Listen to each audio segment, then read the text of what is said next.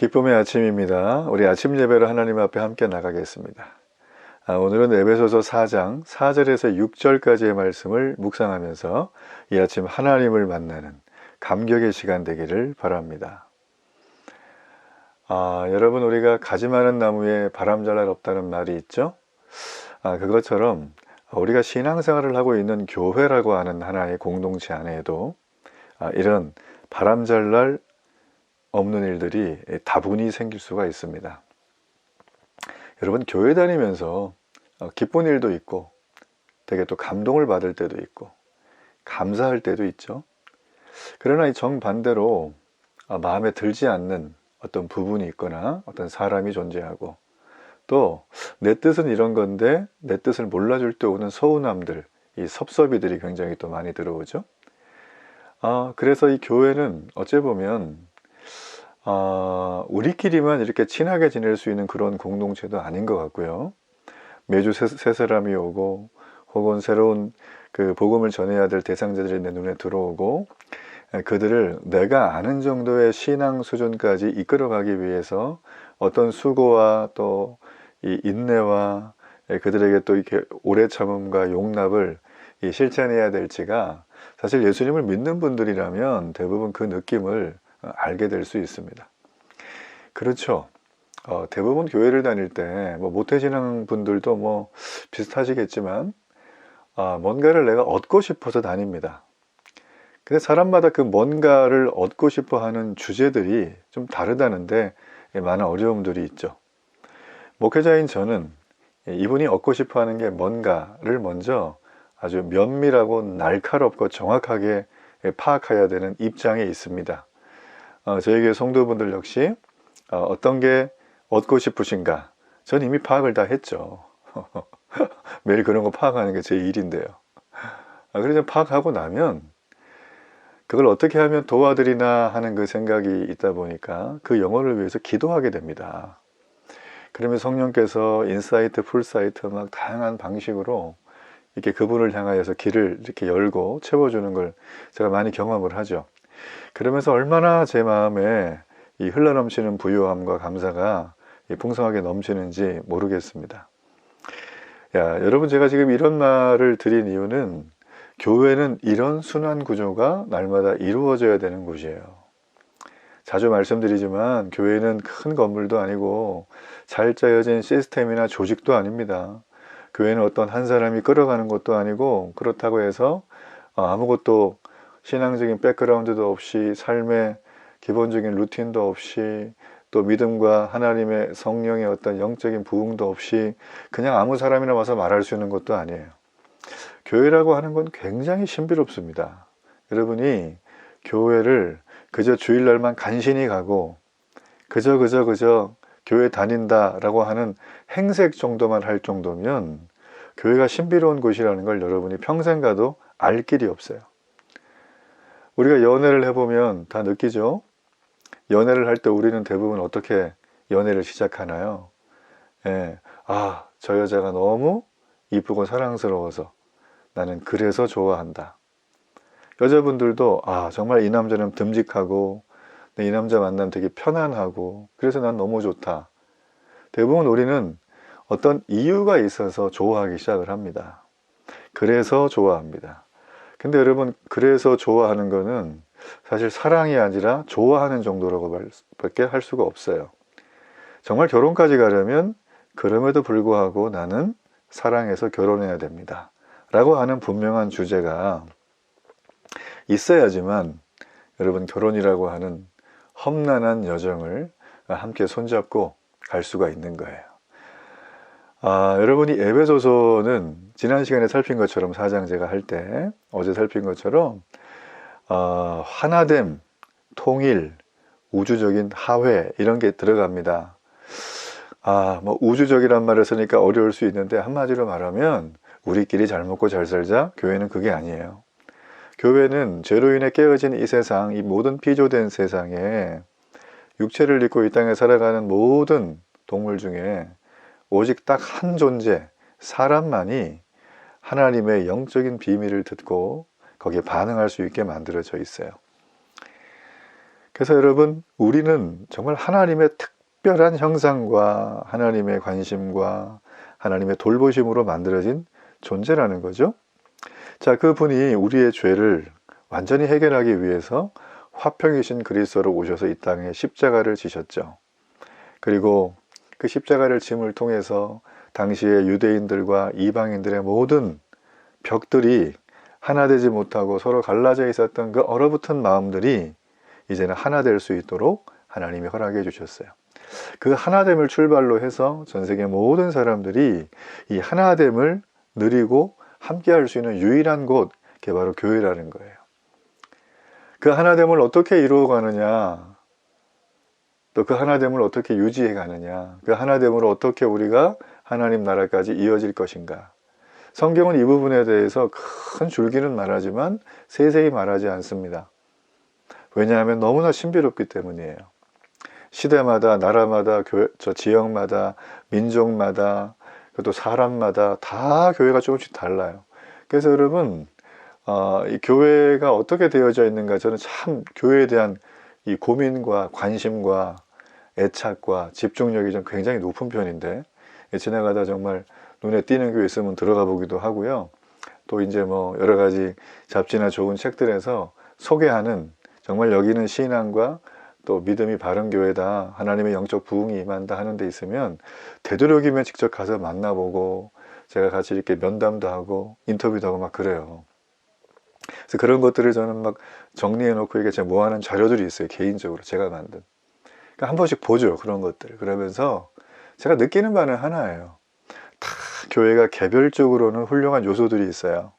그런데 모든 게 다 완벽하진 않아요. 예. 그래서 여러분, 이 땅의 지상의 교회는 완전한 교회는 하나도 없습니다. 그렇다고 여러분, 교회를 그냥 뭐 이렇게 완전하지 않으니까 나는 완전한 신앙생활을 하기 위해서 나 혼자 한다? 또 그런 것도 성경은 절대 지지하지 않습니다. 그러니까 우리는 교회라고 하는 그 공동체 안에서 우리의 부르심에 합당한 목적과 그 목적을 발견하고 거기에 의미를 두고 삶을 살아가야 될 존재라는 거예요. 왜냐하면 성령이 우리를 하나 되게 하셨다. 우리 어제 살피셨죠? 1절에서 3절까지. 그 교리적인 부분을 우리에게 다뤄주면서 얘기를 해주고 있다는 거죠. 그래서 이 성령이 하나 되게 하신 것은 바로 사랑 가운데도 서로 용납하고 그들을 위해서 함께 통일성을 이루면서 온유함으로, 오래 참음으로, 상호 용납하고 사랑을 실천하며 겸손으로 살아가야 된다는 것을 우리에게 보여주셨어요. 그러니까 부르심이라고 하는 건 나 구원받았어 이렇게 의스대는 게 아니라 구원받았다면 거기에 합당한 성품과 삶을 살아가야 되는 거죠. 자, 오늘 우리가 해야 될 이 본문의 이 말씀은 그 부분에 대한 또 다른 페이지가 아니라 이걸 정리해주는 아주 핵심적인 사장의 부분입니다. 바로 이 하나됨이라고 하는, 성도가 하나 된다, 성도가 일치한다 라고 하는 거에 대해서 그 근거가 뭐고 어떤 요소들이 있는가를 지금 우리에게 보여주고 있다는 것입니다. 자, 우리 오늘 이 말씀 4절, 5절, 6절, 우리 짧은 절이니까 우리 성경 보시고요. 함께 한번 이 말씀을 읽어보겠습니다. 몸이 하나여 성령도 한 분이시니 이와 같이 너희가 부르심의 한 소망 안에서 부르심을 받았느니라. 주도 한 분이시요 믿음도 하나요 세례도 하나요 하나님도 한 분이시니 곧 만유의 아버지시라. 만유 위에 계시고 만유를 통일하시고 만유 가운데 계시도다. 참, 이게 읽어보면요 여러분, 막 주옥 같다는 말이 이런 데 있죠. 예, 참 기가 막힙니다. 어떻게 이런 말을 쓰게 됐을까. 이제 하나님 말씀을 늘 볼 때마다 이런 신비로움과 경이감이 참 들 때는 참 여기에서 오는 기쁨과 즐거움이 굉장합니다. 자, 여하튼 이 바울은 오늘 성도들이 이 성령께서 하나 되게 하신 것을 지켜야 하는 중요한 근거를 제시해요. 제 근거 첫 번째가 뭐예요? 먼저 그리스도의 몸이 하나라는 거예요. 그리스도가 교회의 머리죠? 그럼 그 몸도 하나여야 되겠죠? 머리가 하나인데 몸이 10개면 문제가 많아지는 거예요. 그렇죠? 네. 여러분, 그래서 하나라고 하는 건 바로 이 성도됨의 핵심적인 중요한 근거를 얘기해 줍니다. 5절에 보면, 이 5절에 보면 이렇게 되어져 있죠. 주도 한 분이다. 이거는 믿음의 대상이 주님이라는 거죠. 그 다음 또 뭘까요? 믿음도 하나다. 믿음은 그냥 믿음 그 자체예요. 그죠? 믿음은 하나예요.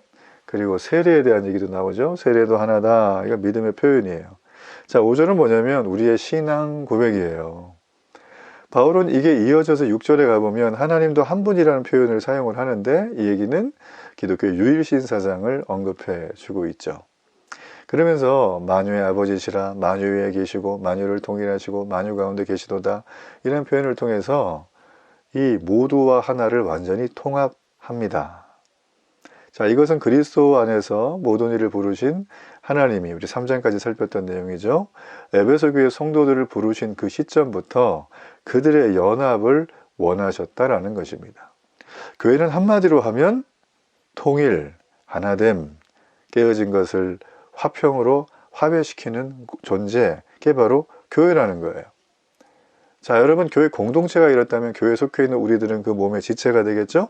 그 지체로서 우리들은 각 삶의 영역에서 그 일을 감당하는 겁니다. 그 일을 감당하는 거예요. 그래서 우리가 보고 있는 이 귀한 부분의 이 말씀들은 부르심의 본질에 대해서 우리는 하나됨이다. 이 하나됨이 얼마나 중요한지 이 짧은 3절에서 무려 7번이나 등장하는 걸 여러분 아시나요? 굉장히 많이 등장을 하죠. 예수님께서는 우리가 하나 되려고 노력하는 게 아니라 이미 예수님을 통해서 하나 된 것을 주셨대요. 그래서 우리 보고 힘써 지키라고 권면하고 계시는 거예요. 그러니까 우리는 하나를 만들 필요가 없어요.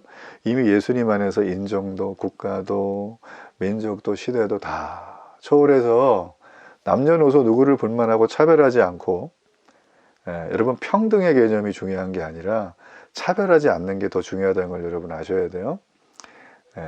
이 차별하지 않고 복음 안에 와서 이미 하나를 만드셨어요. 그렇죠? 그래서 이미 만들어 놨기 때문에 우리는 이거를 힘써 지켜야 됩니다. 이 에베소 교회의 문제는 유대인 신자들과 이방인 신자 사이에 벽이 있었다는 거죠. 이걸 주님이 한 몸으로 만드셨는데 니네가 이러지 말라는 이 바울의 고백이죠. 바울의 외침이고 바울의 영적인 권면입니다. 그리스도의 피로 하나가 됐잖아요. 근데 이걸 우리가 갈라서는 안 되죠. 그래서 분열을 일으키는 사람은 복음에 역행하는 삶을 산다고 할 수밖에 없어요. 전 지금도 몇 가지 기억나는 게 있는데, 주일날 예배 시간이었어요. 그분은 그 교회를 아주 어릴 때부터 다니셨어요. 모태신앙이에요. 나이도 이제 50 중반쯤 되셨고, 교회가 어떻게 커왔는지를 자기 인생과 교회와 그냥 하나로 된 분이신데, 주일날 예배 드리는데 광고하는 시간인데 목사님 앞에서 광고를 하니까 이분이 대뜸 일어나더니 얼굴이 빨개져서 막 그냥 헐크처럼 변해가지고 소리를 막 지르고 막 그러는 거예요. 거의 욕까지 할 지경이에요. 평소 이분의 성징이 좀 그런 분이긴 했지만 전 깜짝 놀랐어요. 나중에 자초지종을 보니까 정말 너무나 유치한 어떤 걸 가지고 자기에게 그거 안 줬다고. 그 안 준 게 제가 볼 때 한 100억 정도 되면은 아무 상관이 없는데 몇천 원도 안 하는 그건데, 돈으로 따지자면. 그 참 제가 의아했어요. 그 집안 모든 사람이 다니거든요. 그래서 참 가슴이 아프다. 너무 가슴이 아프다. 저분 어떻게 하시려고 저러나. 자기 성격 못 이겨가지고 저렇게 벌벌 뛰는데, 여러분, 이거는 예수 그리스도의 피, 그 피로 하나 된 교회를 분열시키는 행동이에요. 이 분열을 일으키는 사람은 복음에 역행하는 삶을 사는 사람입니다. 여러분, 그렇기 때문에 우리가 이 그리스도 예수의 하나됨을 이미 이루어 놓으신 이 놀라운 교회 공동체, 여러분, 제가 교회 건물이나 그런 걸 말하는 게 아니에요. 그걸 지키라는 소리가 아니라, 물론 이걸 훼손할 필요는 없지만, 우리가 주님 안에서 모든 사람을 차별 없이 받아주고 함께 할 수 있는 그 근거는 바로 그리스도의 죽음과 부활을 때문이에요. 우리는 그걸로 인해서 그만 말씀드렸잖아요. 신앙 고백이 하나라고. 5절에, 그죠? 5절에 하나라고 제가 말씀드렸어요. 그리고 그분은 한 분이세요. 그리고 그분은 만유, 모든 피조세계, 그 모든 것을 통일하시고 그 가운데 계시는 거예요. 우리가 이해할 수 없지만. 그래서 우리는 여러분, 이해할 수 없는 그분이 내게 오셔서 나와 교제하고 믿음으로 살아가는 그 삶을 이끌어가는 것 자체는 우리의 능력과 의지와 열심과 실천으로 하나님이 허락하신 교회의 하나됨을 지켜나갈 수 있을까요? 없을까요? 불가능해요. 왜냐하면 보세요. 성령께서 하나되게 하신 것을 3절에 보면 힘써 지키라고 했어요. 그 성령 하나님이 하나되게 하셨어요. 그러니까 성령의 도우심이 없으면 우리는 절대 이 하나됨을 지켜나갈 수가 없다. 자, 그렇다면 이 성령의 도우심과 은혜가 날마다 있으려면 우리는 어떻게 살아야 돼요? 어떻게 살아야 돼요? 교회를 막 성장시키면 되나요? 여러분의 신앙이 막 커지기 위해서 막 날마다 연구하고 공부하면 되나요? 물론 그런 것도 필요하겠지만 여러분, 교회를 성장시키고 자기의 신앙을 성장시키는데 가장 핵심적인 것은 우리가 지식을 늘려가는 게 아니라 주님 앞에서 깨끗하고 정결하게 살아야 돼요. 순결하게 살아야 돼요. 하나님은 깨끗한 그릇을 쓰시지 더럽고 추하고 그 안에 쓰레기가 잔뜩 담겨있는 그릇을 절대 쓸 수가 없습니다. 자, 이걸 오늘 본문에 맞춰서 보자면 우리가 한국 교회에 속해 있죠? 교회가 먼저 비본질적인 것들로 싸움이 일어나지 않도록 각별히 조심해야 됩니다. 웃지 못할 일화들이 굉장히 많아요. 저희 선배 목사님들 얘기 들어보면 그 본당에 이렇게 강단에 보통 쓰면은 시간을 보기 위해서 시계가 보통 걸려 있어요. 근데 그 시계가 너무 옛날 거고 자꾸 고장이 나서 최신 전자시계로 바꿨대요. 그랬더니 그 다음날 권사님 부부가 찾아와가지고 목사님 저 이 교회 떠납니다. 깜짝 놀라서 왜 그러시냐고 그랬더니 이 목사님 여기 부임하신 지 이제 2달밖에 안 됐거든요. 저기 시계를 왜 바꾸셨냐고. 그래서 시계가 고장이 나고 이렇게 자꾸 수리해도 안 돼서 바꿨다 그랬더니 저 시계는 그러면서 1시간 내내 저 시계가 어떤 시계인지를 설명을 해주는 거예요. 가만히 들어봤더니 자기 부모님이 정말 어렵고 힘든 그 시절에 6.25 전쟁 끝나고 정말 힘들게 해가지고 그 교회에다 시계를 이렇게 당시에 비싼 건데 이렇게 헌물하셔가지고 지금까지 60년 넘게 내려온 시계인데 60년 참 대단합니다. 이거를 목사님이 자기랑 사귀도 안 하고 떴다는 거예요. 주여 아버지. 아이고 아버지 참. 우리 신앙의 수준이 이 정도라면 성령이 하나 되게 하신 교회를 날마다 힘들게 하는 거예요. 우리는. 여러분, 교회에 속하지 않으면 구원이 없습니다. 제가 자주 말씀드렸어요. 교회에 와야지만 구원받는다 그 말이 아니에요. 내가 주님을 만나고 하나님의 자녀가 되고 믿음의 증거들이 있고 신앙의 고백을 하는 삶을 살아가도 이 사탄 마귀가 지배하고 있는 영적인 전쟁의 한복판에서 나 혼자 이걸 버티고 붙들어 간다? 불가능합니다. 저 북한에도 교회가 있잖아요. 중국에도 교회가 있잖아요. 저 이슬람권에도 지금 교회들이 있어요. 지하에. 이란에는 한 해 몇만 명씩 회심을 한다는 거예요. 그 이슬람 원리주의 나라가. 여러분, 그렇기 때문에 그들이 발각되지 않으려면 혼자 그냥 조용하게 속으로 믿으면 되겠죠. 근데 여러분, 예수를 믿으면 정말 거듭난 사람들은 혼자 조용히 도 닦듯이 하면서 못 믿어요. 근데 저는 그렇게 되는 게 신기해요. 그거는 절대 그럴 수가 없습니다. 내 안에 불이 임하고 내 안에 은혜가 임했으면 자꾸 얘기하고 다녀요. 삶으로 드러나요. 이런 사람은. 이 사람은 비즈니스를 해도 깨끗합니다. 이 사람이 하는 말은 신뢰감이 있기 때문에 사람들이 경청을 해요. 그리고 이 사람이 뭘 한다 그러면 사람들이 다 믿어줘요. 그럼 사업이 안 되겠습니까? 그러면? 되고도 남죠? 우리는 그걸 하기가 싫으니까 뭐 하죠? 힘들고 뇌물 주고 거짓말하고 환심을 얻으려고 그러고 편법과 탈법을 동원하는 거죠. 전 예수 믿는 여러분이 정말 납세의 의무를 다하시기 바랍니다. 편법, 탈법 하지 마세요. 우리 인생 길어야 100년입니다. 짧으면 짧고 길면 긴 인생 속에 그거 아니라고 하나님과의 관계가 메롱이고 어그러져 있는데 여러분, 뭐가 우리의 삶에 기쁨을 주시겠어요? 예수님은 우리를 살리기 위해서 당신의 피를 주셨는데, 당신의 목을 내놓으셨는데, 여러분 하물며 우리는 그 주님의 은혜를 덧 입었다고 하면서 부정하고 청탁을 행하고 그런 삶을, 불의한 삶을 계속 살아가겠습니까? 그래서는 안 되는 거죠. 여러분, 그러므로 우리는 이 비본질적인 이유의 싸움들에 절대 말려 들어가서는 안 됩니다. 교회는 제가 늘 말씀드리지만 이쪽도 저쪽도 아니라 오직 그 중심에 예수 그리스도를 향해야 돼요. 내 주장이 아무리 옳아도 예수님의 말씀에서 성경이 뭐라고 하는가, 여러분 그걸 한 번 더, 두 번 더, 세 번 더, 10번 더 함께 스터디하고 공부하고 기도하고 참아내는 그런 과정들, 함께 수고하는 과정들이 나의 신앙을 부유하게 만든다는 것입니다. 저는 기도 중에 축도할 때 늘 이런 기도를 자주 했어요. 제가 시흥에 사니까 하나님, 마지막에 이제 축도할 때는 제가 이제 좀 한 2달 된 것 같아요. 이런 기도를 계속 시작한 거는 시흥에 있는 모든 교회들 가운데 은혜와 축복이 임하도록, 성령의 부흥이 임하도록 기도하거든요. 여러분 그거는 우리 교회만 잠들려는 마음을 먹다면 저는 그런 기도 안 하겠죠. 그는 어느 날부터 제 마음속에 자꾸 그런 마음을 주셨어요. 성경을 보는데. 그래서 그렇구나.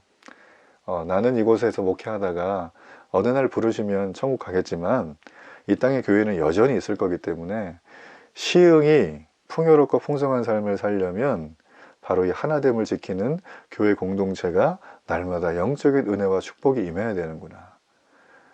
그렇게 되니까 기도가 자연스럽게 나오는 거죠.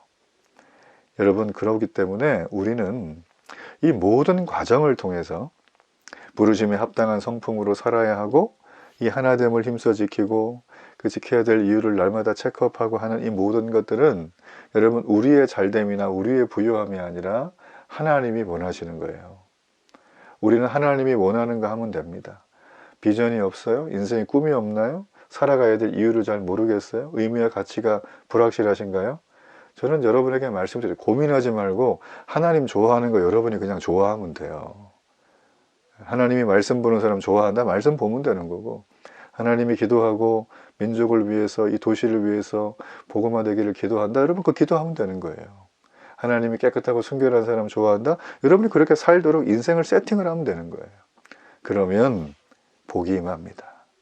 전 여러분이 이런 성령의 하나 되게 하심을 힘써 지키는 은혜와 감격이 날마다 있기를 주의 이름으로 축복합니다. 우리 결단의 기도를 하나님 앞에 드리겠습니다. 사랑과 은혜의 아버지, 하나님의 놀라운 구원의 비밀이 얼마나 크고 높은지를 다시 한번 깨닫습니다. 이 놀라운 구원의 비밀로 우리를 건져주셨군요. 하나 되는 성도의 삶을 살게 하셨군요.